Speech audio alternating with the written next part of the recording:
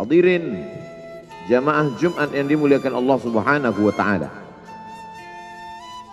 Semua orang senang melihatnya karena dia bersih, karena dia rupawan, karena dia sopan dan santun.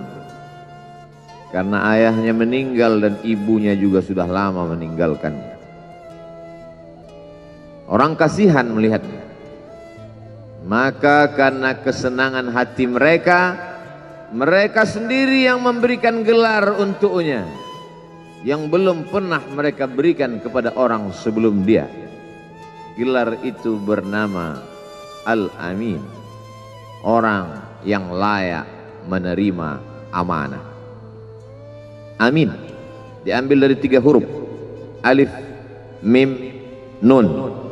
Dari kata alif, mim, nun muncullah kata amanah. Orang yang mampu menerima amanah disebut Al-Amin. Kita mengatakannya jujur. Lawan daripada amanah adalah khianah, al-khain, pengkhianat. Dia tidak berkhianat. Dia adalah seorang yang mampu mengemban amanah dan terpercaya. Maka semua orang percaya kepada dia. Dari alif, mim, nun, juga akar yang sama dengan iman. Akar kata yang sama dengan iman. Maka iman berarti percaya. Dia adalah orang yang dipercaya karena memang dia mampu mengemban amanah. Kapan kebencian itu datang? Kebencian itu datang ketika dia naik ke atas bukit Sofa dan dia berkata kepada semua penduduk Makkah, seandainya aku katakan di balik bukit Jabal Abi Qubais yang besar, gagah, perkasa, tinggi, menjulang ini ada pasukan musuh yang akan menyerang kita, apakah kalian percaya? Semua mereka berkata, shadaqnaka, kami percaya karena memang kami menggelar engkau orang yang dapat dipercaya. Seandainya aku katakan bahwa ada pasukan musuh yang akan meluluh lantakkan, menghantam, membunuh kita, apakah kalian percaya? Mereka menjawab, shadaqnaka, kami percaya. Seandainya aku katakan bahwa aku menerima wahyu dari Allah dan aku diperintahkan Allah untuk mengabarkan kepada kalian yang baik-baik akan masuk surga, yang jahat-jahat akan masuk neraka, percayakah kalian? Disitulah perlawanan datang, bukan dari orang lain, bukan dari musuh, bukan dari lawan. Perlawanan itu datang dari saudara kandung, dari ayah kandung yang masih ada hubungan darah.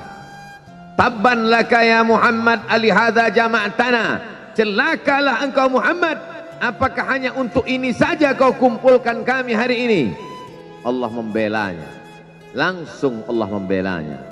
Dia tidak membela dirinya, tapi Allah mengatakan tabbat yada abi lahabi wa tabba ma aghna anhu maluhu, hartanya tak ada berguna, wa ma kasab, hasil usahanya tak mendatangkan manfaat, wa mra'atuhu hammalatal hatab, istrinya menjadi pembawa kayu bakar, simbol dari adu domba, kata-kata yang membuat menyakitkan hati yang dibawa oleh Ummu Jamil istri Abu Lahab untuk menyiksa, menjelekkan, membuli, menebarkan berita untuk membunuh karakter Sayyidina wa Maulana Muhammad sallallahu alaihi wasallam.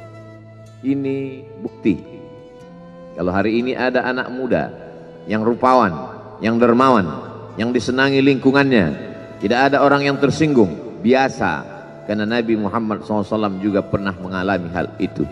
Tapi begitu kau katakan, aku tadi malam bermimpi bahwa aku mesti hijrah, meninggalkan komunitas peminum khamar, meninggalkan geng kita yang selama ini bicara tentang yang haram, maka disitulah mereka akan berkata, apakah hanya untuk ini saja kita berteman selama ini? Mana persahabatan kita? Apa yang dialami pemuda-pemuda hijrah hari ini dialami oleh Rasulullah SAW 14 abad yang silam. Ketika kau berhasil bisnis, orang senang. Ketika kau berhasil membina rumah tangga, tidak ada orang yang tersakiti. Ketika anakmu lucu-lucu dan kau berada di tengah mereka, tidak terusik kepentingan mereka, tidak terganggu ekonomi mereka, engkau adalah sahabat, engkau adalah teman setia. Tetapi ketika kau tidak ikut kemauan manusia, disitulah engkau sedang melantik dirimu sendiri menjadi musuh. Maka Allah kuatkan hatimu. Wa in tuti' aktsara man fil ardi, kalau kau ikut kebanyakan orang di atas muka bumi, yudilluka an sabilillah, mereka hanya akan menyesatkan engkau dari jalan Allah Subhanahu wa taala. Tapi api itu tidak pernah padam. Kalau dia padam, maka berakhirlah dakwah Islam. Dia terus bergelora, dia terus menyala, dia terus membakar kemunafikan, membakar kemusyrikan, sampai akhirnya embargo pun tiba. Jangan ada yang mau bergabung dengan kelompok Muhammad sallallahu alaihi wasallam.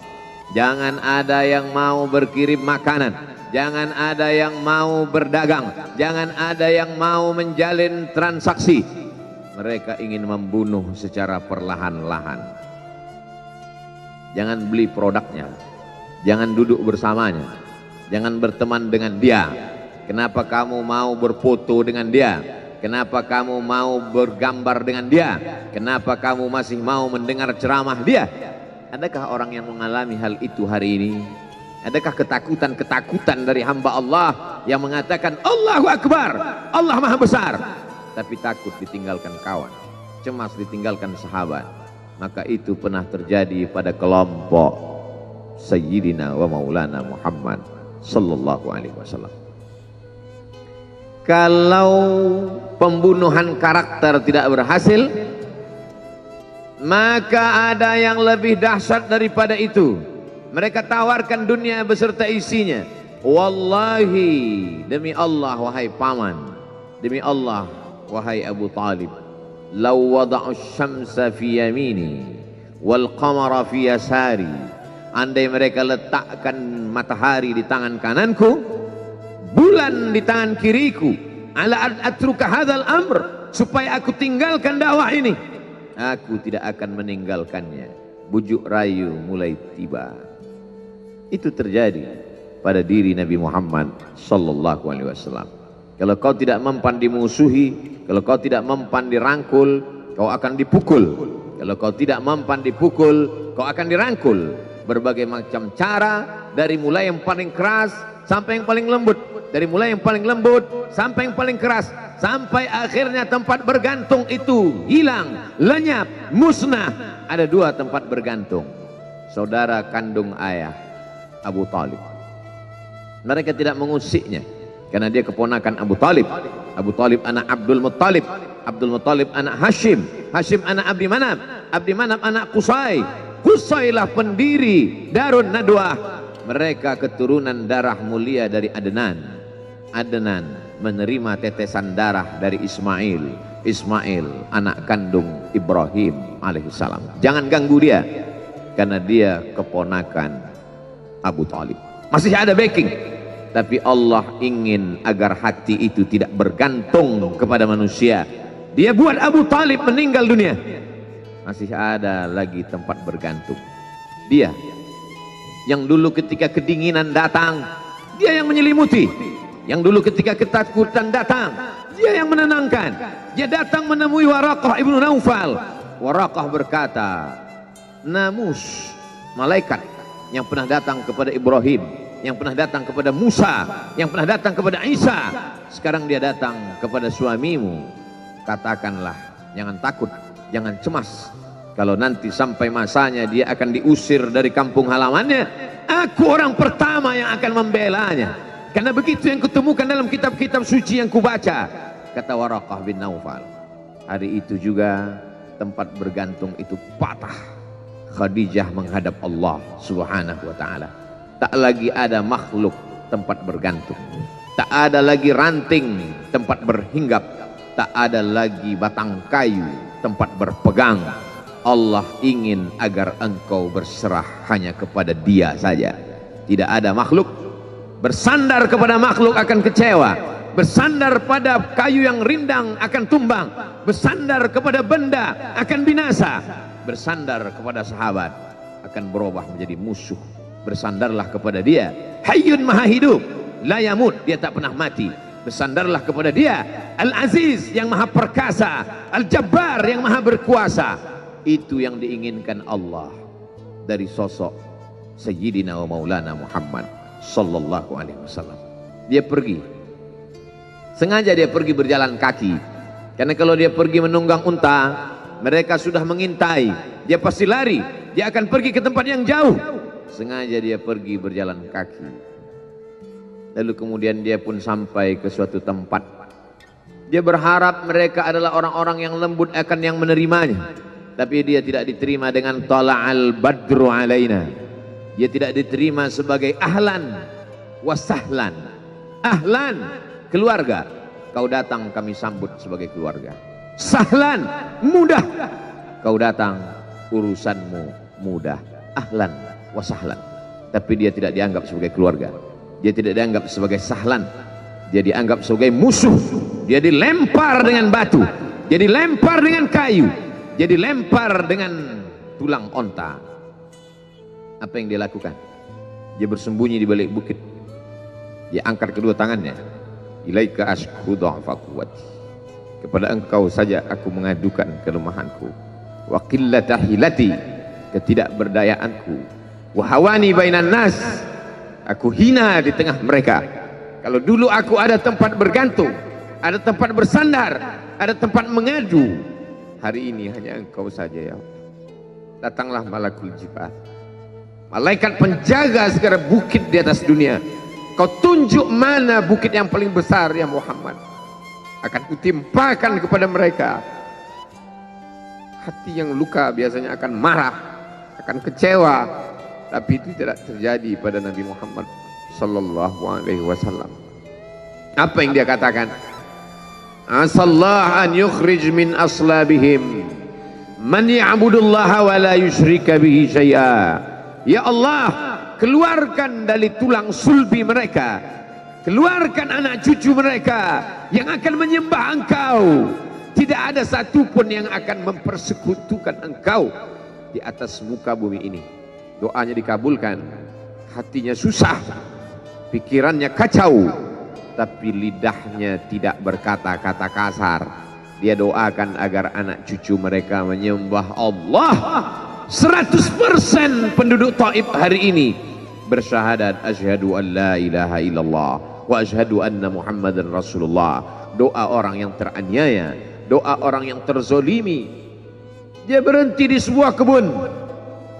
Ada seorang yang bukan terpandang membawakan beberapa ranting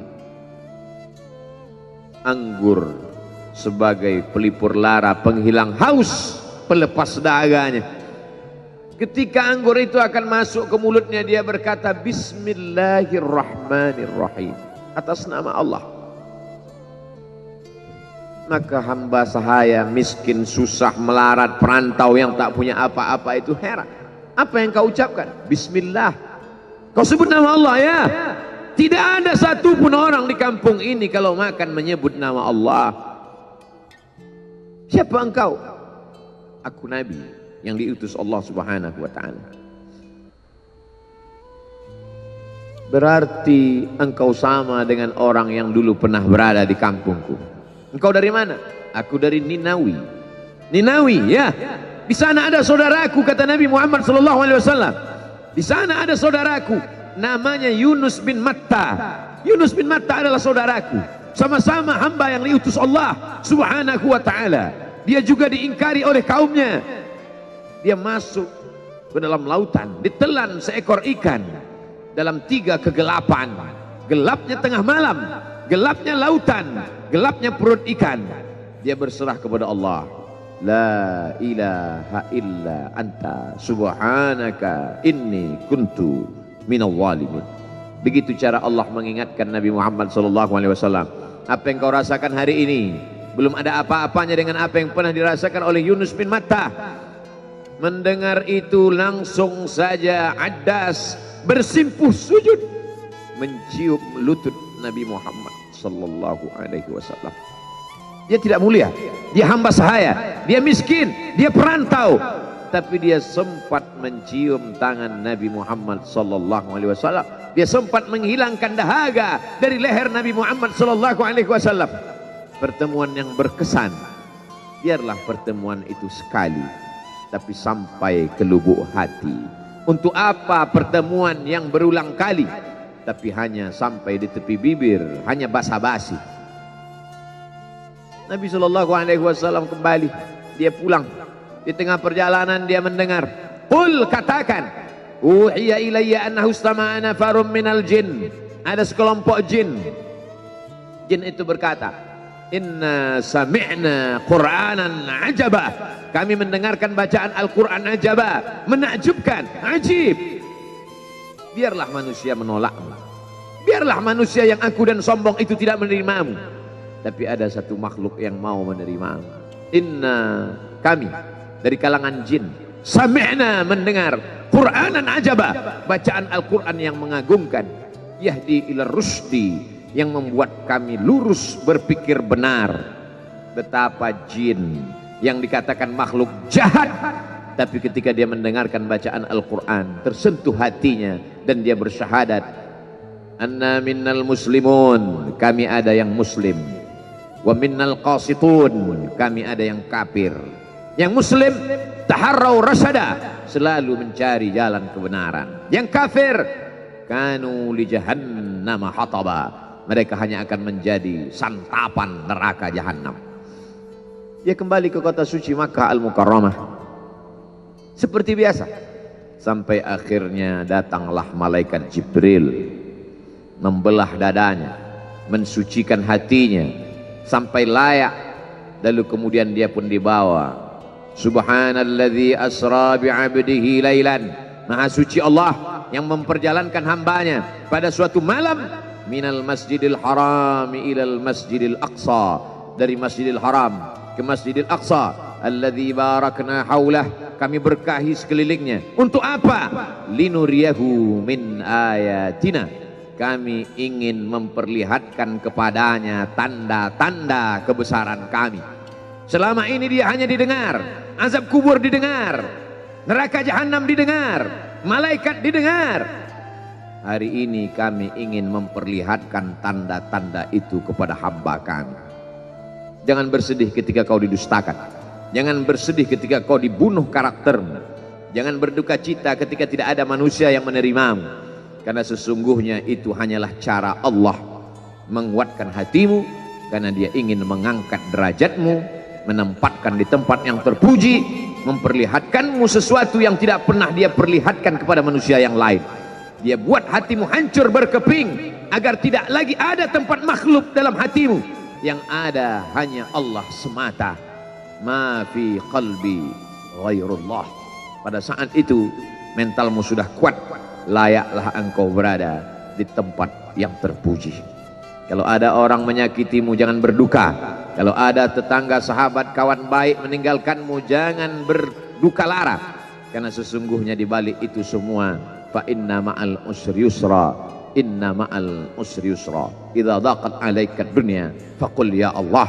Kalau terasa sempit dunia, mengadulah kepada Allah. Idza sa'alta fas'alillah, kalau minta-mintalah kepada Allah. Wa idza sta'anta fasta'in billah, kalau minta tolong, minta tolonglah kepada Allah. Iyyaka na'budu wa iyyaka nasta'in, kepada Engkau kami menyembah, kepada Engkau kami beribadah, kepada Engkau kami bersimpuh sujud, kepada Engkau juga kami meminta pertolongan. Barakallahu li wa lakum fil Qur'anil azim, wa nafa'ani wa iyyakum bima fihi minal ayati wadh-dhikril hakim, wa taqabbala minni wa minkum tilawatahu innahu huwal ghafurur rahim.